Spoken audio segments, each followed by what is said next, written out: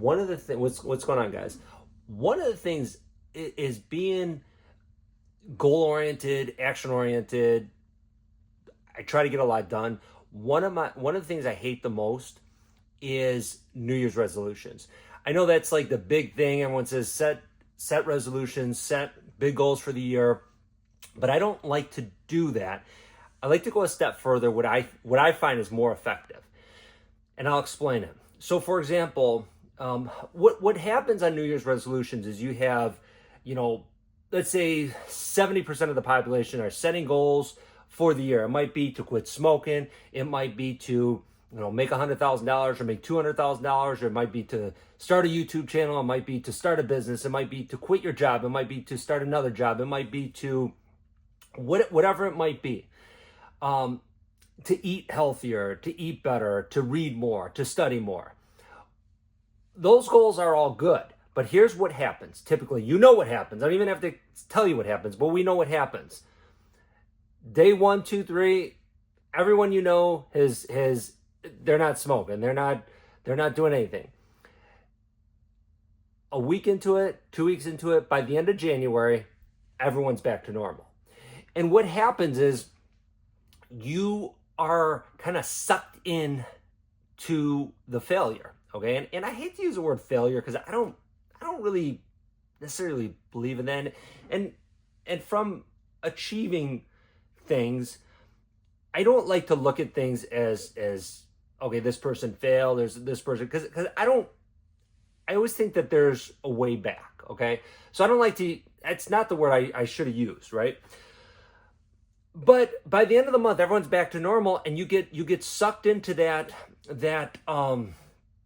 this thing where everyone didn't accomplish their goals, and then you get sucked into that, and then you might not accomplish your goals either. So this is what I like to do, and this is why I think having a 13-month year, you can even stretch it to 14 or 15, but 13 is a good number, because I think the month of December is a month where a lot of times with work, a lot of times because there's so much going on, work might not be busy.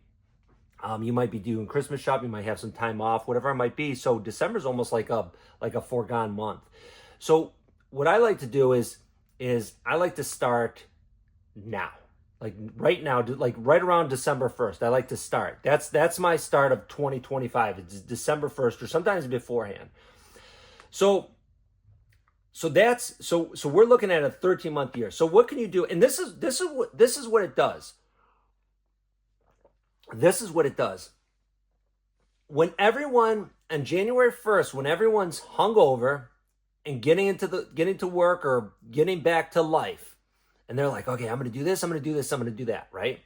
When they're just starting, you've already been doing something for a month, okay? That's number one. Number two, you've got a month of a new habit ingrained. What do they say? I think statistically, the research shows that it takes, what is it, like 3 weeks, like 21 days or something, to form a new habit.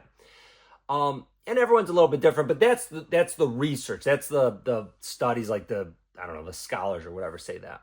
So if you have a month of a month of December that you already were doing something, whether it was you weren't smoking, whether you're starting a business, you're starting a YouTube channel, you already have momentum going into the year. You're not starting on January 1st. You've got a whole month, 30 days of momentum going into to start the year. And that's, I think, where you need to start. And that's where I'm starting this year.